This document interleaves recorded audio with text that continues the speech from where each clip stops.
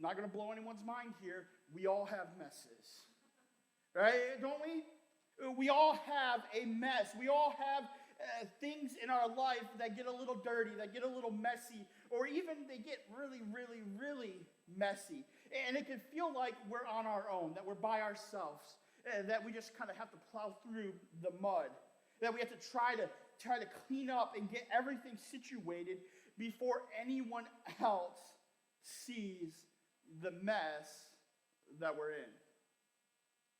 And it sees the mess that we're covered in, that we're surrounded in. We don't want to get involved in anyone else's mess, but even more than that, we don't want anyone else to see the mess that our lives are.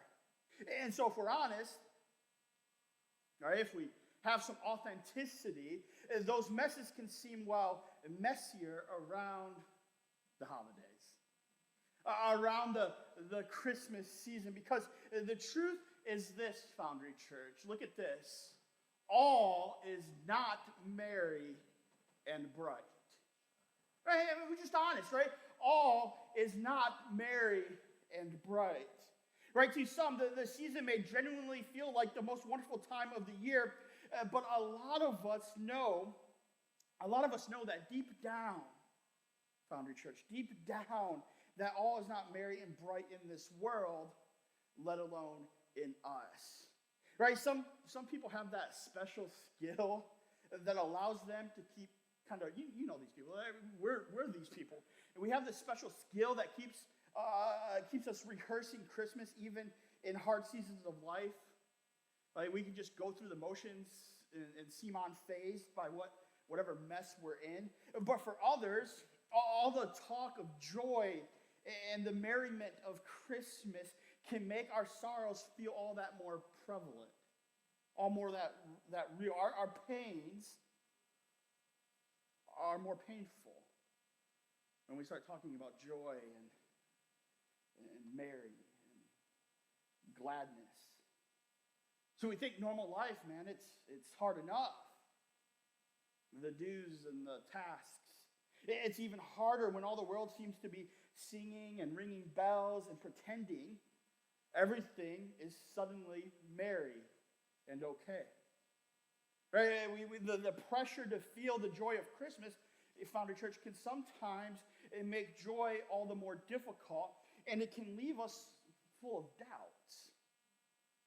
It can leave us with full of questions, doubts that sound like this. It might sound like this: my life is a mess. Why should I celebrate when everything around me looks bad?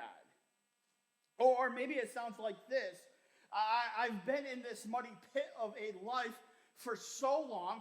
Why would I be happy about a God who seems to have forgotten me in my mess? Or maybe it sounds like this. Right? No words at all. Nothing. No words at all, but rather just a broken and angry heart. Right? Well, what is so good about Christmas is celebrating God and forging our life on God when my life is a mess and no one seems to care, seems to jump into the river and help me. And so here's the onion, Foundry Church, that we need to peel this morning. Where is God in the mess? Where is God in the mess? Now, we've started this series of sermons last week where we kicked it off and we called this series of sermons Go Tell It on the Mountain. And we've been talking and we're going to be looking at the different messages that God has for all of us at Christmas, at this Christmas season. Believe it or not, God has a message for those of us who are in this mess and those of us who have the doubts because we're in this mess during this season. Joseph was a good guy, right? Well, it says so right there. We just read it. And when you want to do right by God, you don't expect things to go wrong, do you? Right? This was the expectation of the Jews in Jesus' day too. If you are faithful and you're obedient, God will bless you relationally, materially, and financially, and that included sparing you from pain and suffering. Right? So you can imagine that Joseph had this expectation his engagement would go like all of his other friends and family members' engagements. Smoothly. With a finished house. Right? And the furniture put together correctly from IKEA. Right? Joseph and Mary would be married. They would get pregnant. They would have a child. His life would be filled with joy. He would just hit all those steps with no issue. Instead, he got engaged and Mary got pregnant without Joseph. Can you imagine the pain? I mean, think about that. Can you imagine the betrayal? Can you imagine the heartbreak? Can you imagine the frustration? Can you imagine the mess? Oh, the mess. Right? Though Joseph never says a word in our Bible, I'm sure there were more than a few cries of anger and frustration to God. Where are you? Why am I in this mess? Where are you in this mess? God, where are you? Right? At that point, Joseph faced a very painful decision, and God did not rescue him from it immediately. Think about that. He allowed Joseph to struggle in grief and bewilderment for a time, to sit in the poop river. God allowed the mess. God allowed Joseph, who was, what did we underline in that very first passage we read? A just man. God allowed a just man, as it says, to try to take the best decision that he could, to make that best decision. One he believed was both just and merciful. All right, but it turned out to be the wrong one because God was doing far more abundantly than Joseph could ask or imagine. And that is when God, our God, the God that we serve today and forge our life on today, full of mercy and grace, intervened. He gently corrected Joseph and gave him the guidance he needed in a dream through an angel. He said, you can marry Mary because she is going to have a son who you will name Jesus. Because why? He will save his people from their sins. He will save his people from their sins. God, through an angel, says to Joseph, I know you think this is a mess, but listen, I am sending my son to save people from the messes of this world. You see, more significant than Joseph's pain is the pain of sin and suffering and ruin for which Jesus came to save us from.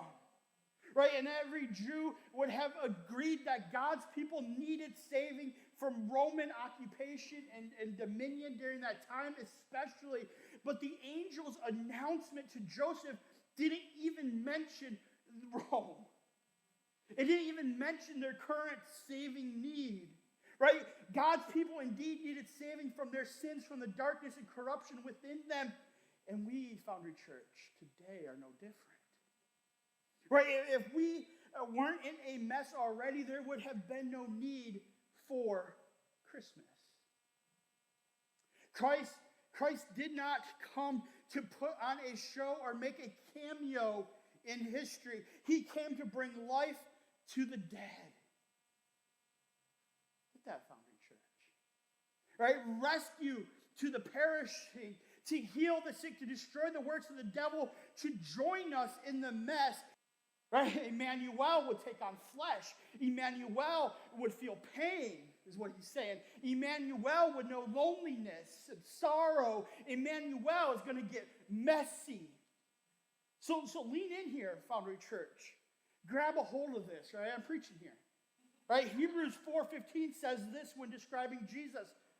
It says this, for we do not have a high priest who is unable to sympathize with our weakness.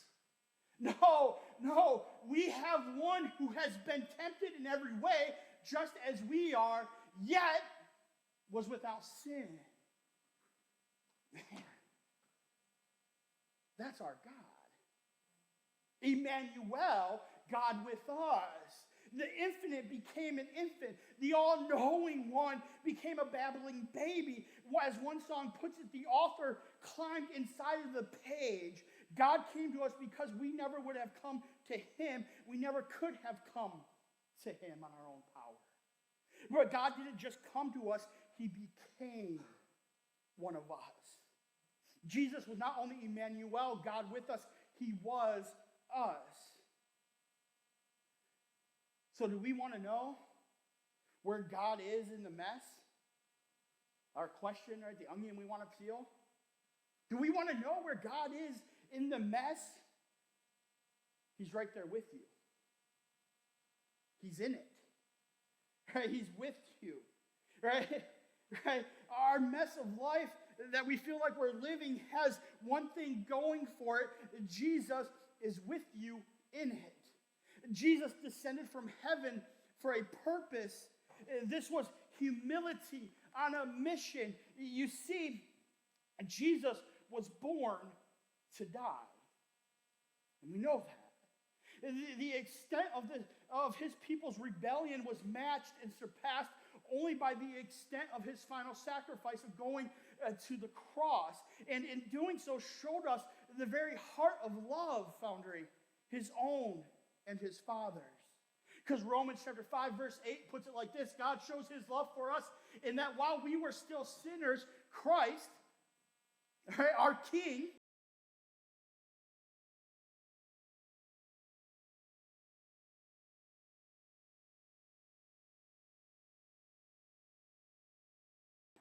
the magic of Christmas is not that God himself came from heaven to be a man, right? And it's not even that he just came to die, right? Those are all powerful things.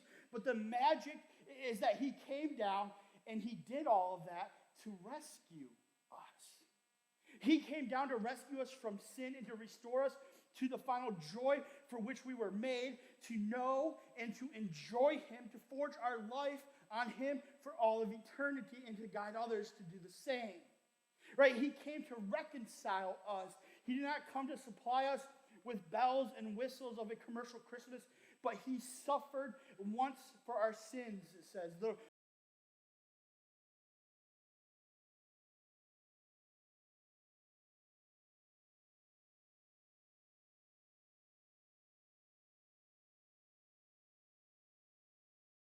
street sweeper. He came to lead us home by cleaning the street with us. The message God has for those wondering where God is in the mess is simple. It's this. It's follow me.